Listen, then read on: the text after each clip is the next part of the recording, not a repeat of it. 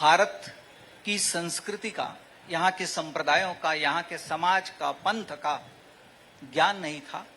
इसलिए उसने 12 अगस्त को अपनी रिपोर्ट उस समय के लॉर्ड माउंटबेटन को दी। 8 जुलाई को आया हुआ व्यक्ति 12 अगस्त को अपनी रिपोर्ट उस समय के गवर्नर जनरल लॉर्ड माउंटबेटन को देते हैं। और आपको जानकर आश्चर्य होगा कि 14 तारीख को पाकिस्तान ने अपना स्वाधीनता दिवस मनाया, 15 अगस्त को हम लोगों ने मनाया, लेकिन लाहौर अब भारत का हिस्सा नहीं है, लाहौर अब पाकिस्तान का हिस्सा है। ये किस तारीख को सार्वजनिक रूप से घोषित किया, ये आप में से कईयों को शायद पता नहीं होगा। मित्रों, भारत और पाकिस्तान का जो बंटवारा हुआ उसमें लाहौर किसके पास जाएगा, इसकी घोषणा 17 अगस्त 1947 को हुई है। इसके पीछे कारण था, ब्रिटिश सरकार इस बात से अच्छी तरह वाकिफ थी कि जिस दिन हम भारत को बताएंगे कि लाहौर भारत का हिस्सा नहीं है, उस दिन सामाजिक वैमनस्य बढ़ेगा और उसकी जिम्मेदारी हम नहीं लेते। इसलिए उसकी जिम्मेदारी हिंदुस्तान और पाकिस्तान की सरकार को ले लेने दो, इन दोनों को अपना स्वाधीनता दिवस मनाने दो। 16 तारीख को, जिसे आज हम राष्ट्रपति भवन कहते हैं, उस समय उसको गवर्नमेंट हाउस कहा जाता था, वहां बैठक हुई और वहां यह बताया गया कि लाहौर पाकिस्तान के पास रहेगा और 17 तारीख को इसकी सार्वजनिक घोषणा होती है।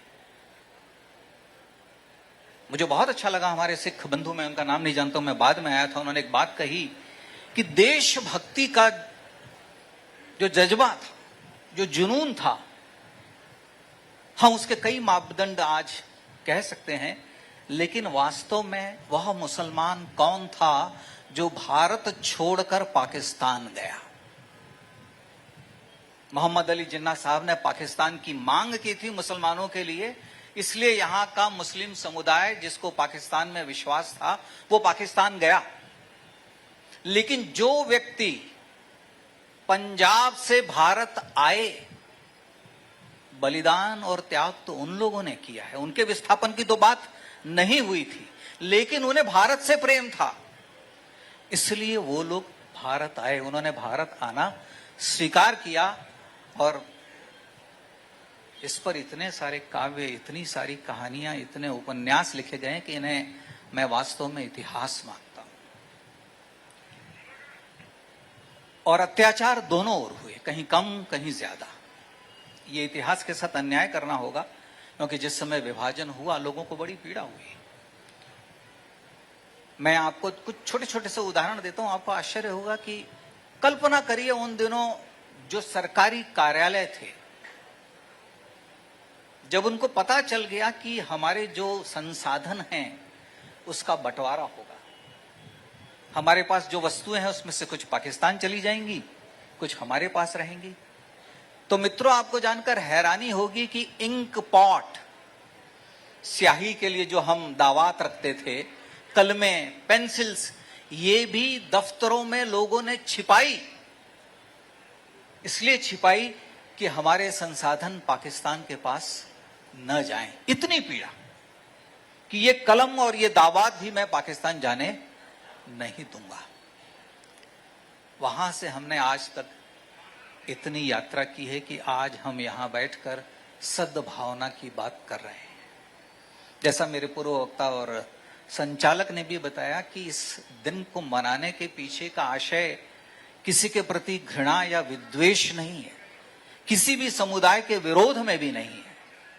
ये उन लोगों की स्मृति का, उन लोगों को याद करना है जिनको हमने कभी स्वतंत्रता सेनानी समझा ही नहीं।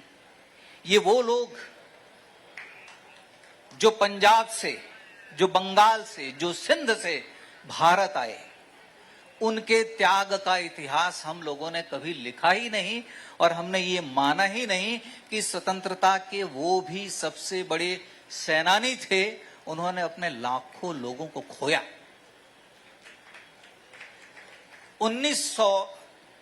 2021 में माननीय प्रधानमंत्री श्री नरेंद्र मोदी जी ने इसका प्रारंभ किया। उसके पहले कार्यक्रम में मैं दिल्ली गया था। मुख्यमंत्री जी, आपको जानकर आश्चर्य होगा कि उस पहले कार्यक्रम में जब विभाजन विभीषिका स्मृति दिवस दिल्ली में IGNCA में मनाया जा रहा था, तो हम लोगों को सुनने वाले श्रोता 10 या 20 थे। आज जब यहां इतने लोगों को देखता हूं और इतने लोगों को बात करते देखता हूं, तो मुझे बड़ा आनंद होता है कि पिछले 5 वर्षों में सरकार के प्रयत्न से और जनता के कारण आज हम इसकी बात कर रहे हैं सार्वजनिक रूप से। ये मैं बहुत बड़ी सफलता मानता हूं इस कार्यक्रम की। पर क्या मित्रों, विभाजन रुक गया है? कई वक्ताओं ने बंगाल के विभाजन की बात की, फिर चुनाव को ध्यान में रखकर कुछ चुनाव के क्षेत्र सिर्फ मुसलमानों के लिए रखे जाएं, उस पर कुछ लोगों ने बात की। मोहम्मद अली जिन्ना, हम सब मानते हैं कि पाकिस्तान के वो जनक हैं, और जो यहां से चले गए उनको मुहाजिर कहा गया, और कई मुहाजिर जाकर जिन्ना साहब से ये कहते थे कि देखिए, हम तो भारत छोड़कर आ गए और हमारी बड़ी दुर्दशा है, हमने बहुत त्याग किया है। तो जिन्ना साहब ने उन्हें उत्तर दिया है, ये मैं ऐतिहासिक बात बता रहा हूं आप लोगों को, कि जिन्ना साहब ने ये कहा कि ये आपके त्याग के कारण पाकिस्तान नहीं मिला है, ये तो मेरी सेक्रेटरी के कारण हुआ है, जो मेरे कहने पर मेरे पत्र लिखती रहती थी। उन्होंने इतने पत्र लिखे, उन्होंने इसका योगदान मुस्लिम समुदाय को नहीं दिया।